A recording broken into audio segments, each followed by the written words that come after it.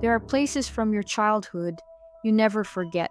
For most kids, it's a park or a favorite toy store. But for me, it was Freddy Fazbear's Pizza. Not just because of the games or the pizza, but because of what almost happened there. I remember walking in as a kid, the air thick with greasy pizza and a strange metallic smell.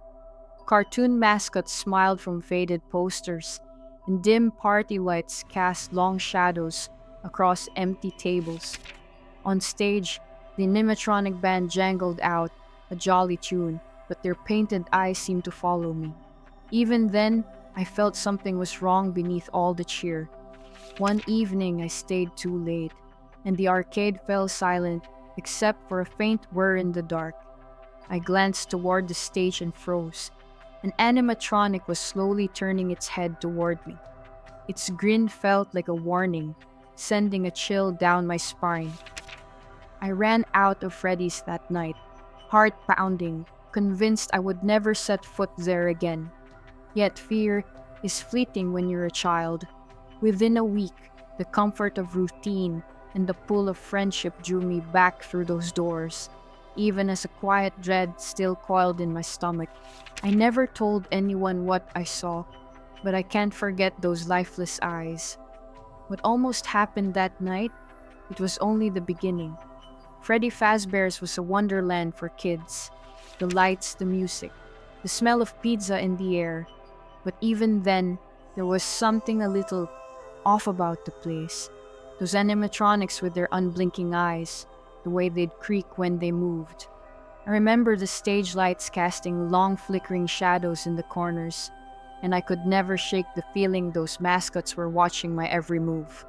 The cheerful jingle would sometimes warp, echoing in the empty spaces between laughter. In the silence between songs, the soft whir of their servos sounded almost like slow breathing. Sometimes I'd catch one of them turn toward me when no one was around, its painted-on grin looking like a sneer. Each visit, that sense of unease grew stronger. Years later, I realized Freddy Fazbear's hid a darkness behind the laughter. A presence always there, watching even if no one else noticed. That's where I met them. A group of kids who didn't care about my accent or that I was new. They just wanted to play games and share a slice of pizza. For the first time, I felt like I belonged. We spent the afternoon racing between games and the stage, our laughter echoing under bright lights. Freddy's felt magical at first, a bright haven where fantasy and fun came to life. But I remember brief moments that made me shiver. Once, the lights flickered, and I swore the animatronic bear's eyes stayed on me a moment too long.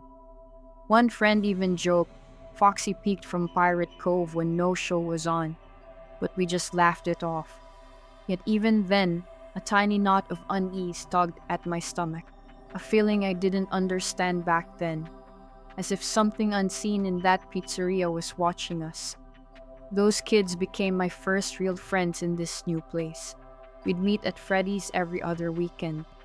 I remember how we'd play the arcade games, run from table to table, and laugh at the silly animatronic shows. Freddy Fazbear's felt like a second home. Over time, we fell into a joyful routine, racing through the arcade, sharing gooey cheese pizza, and singing along as Freddy's band played. Our laughter echoed under the neon lights, and none of us ever wanted those afternoons to end. But now, looking back as an adult, I recall moments that stirred a whisper of unease. Sometimes I'd catch an animatronic turning its head when no one else was around, its painted eyes following me. One staff member watched us a little too closely, his usual smile faltering as he urged us to stick together. We shrugged it off as kids, but hidden in those warm memories was a sense that something wasn't quite right. On my 8th birthday at Freddy Fazbear's Pizza, a spring Bonnie performer stepped out, a tall golden rabbit with a wide grin that never reached its eyes. Unlike the other animatronics, his costume looked aged, patchy fur and stiff, jerky movements, a bit off. He bounced around high-fiving kids. but when he thought no one was looking, I saw his cheerful facade slip. Through the costume's gaping mouth, I glimpsed the man inside, his smile gone and eyes cold and calculating, almost predatory, before he snapped back into his jolly act. Spring Bonnie often appeared whenever a kid wandered off alone, offering a guiding paw.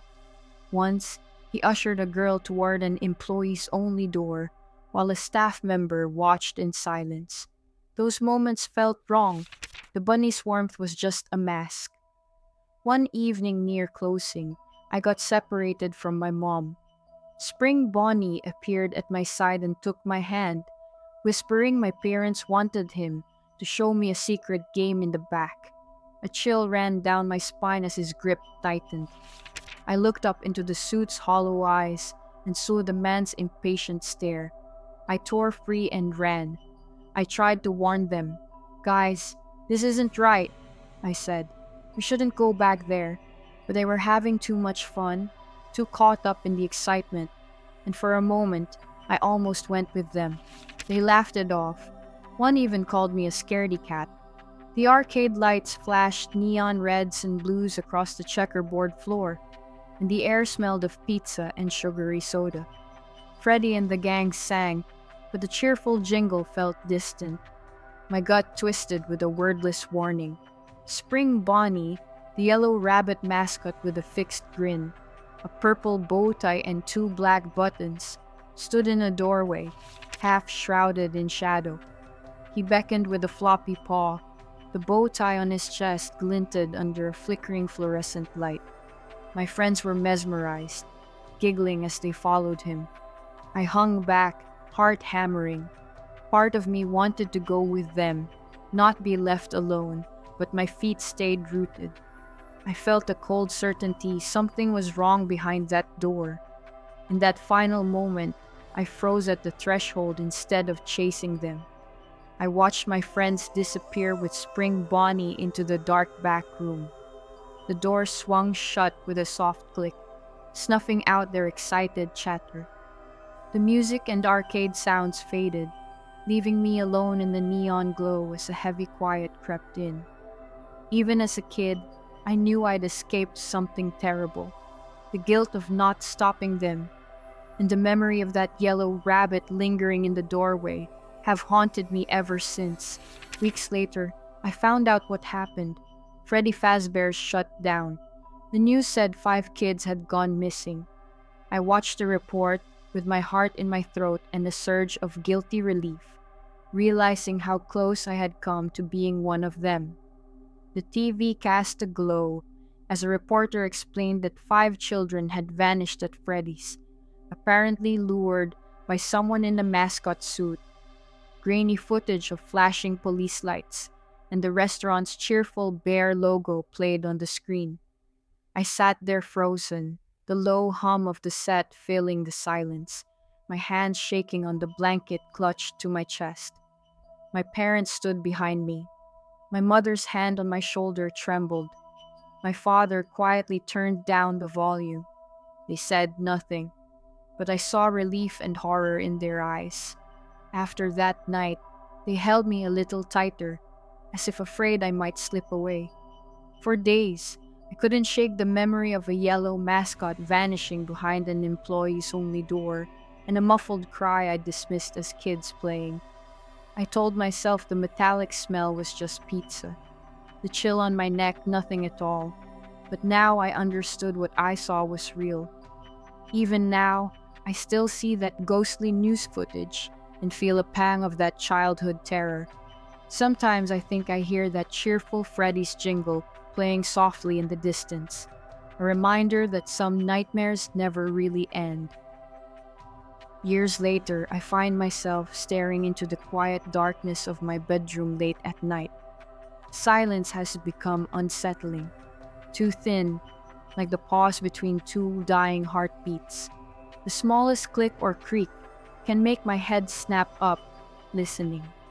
I keep every nightlight on these days, and I still startle if something rolls softly across the floor. Even the faintest hum of the refrigerator feels like gears turning in the shadows. and I'm suddenly on high alert, waiting for something that will never come. Sleep doesn't come easily anymore. I have nightmares, those long, hollow dreams where the pizza parlor is empty and all the animatronic faces turn to look at me. In the darkness of those dreams, I see the yellow bunny's eyes glowing like hot coals, watching me from the corner of the stage. A few nights ago, I woke up gasping for breath, as if I had just held it underwater for too long, a scream dying on my lips. The pillow was soaking wet when I pulled it away from my mouth. Sometimes I lie awake at the edge of dawn, heart still pounding, replaying the fuzzy static and ringing of that old music box song in my head. I never realized I might have trauma, or at least I didn't call it that. For years, I chalked my unease up to being weird or too sensitive. I'd avoid toy stores and birthday party aisles. I'd cross the street to dodge an arcade or any sign with cartoon animals on it. I watched old shows on mute if they showed stuffed bears or clown faces, because just the thought of them would twist my stomach. If I saw the old Freddy's Pizza logo in a documentary or an online chat, my chest would clamp shut. I felt stupid, afraid of a memory, but the fear never really went away. It took a long time to admit something was wrong. Eventually, I saw a doctor and told him about those nights when I would wake up drenched in sweat. He asked if anything had terrified me as a kid. I finally told him the truth.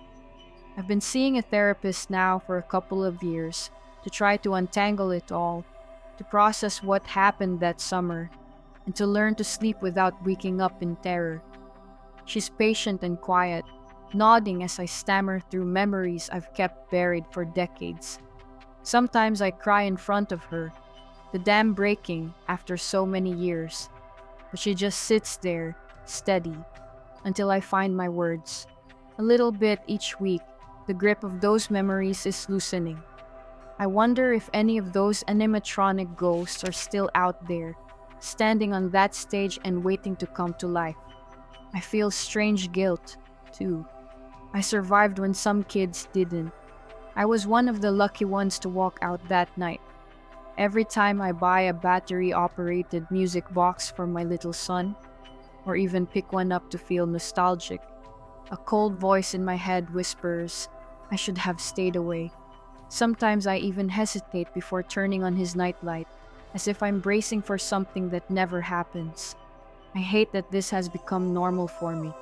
In the end, maybe I will always be marked by that summer. And writing this down, telling the truth out loud, helps keep those ghosts at bay. This isn't a storybook ending. I'm still standing. I'm here, and I'm still here.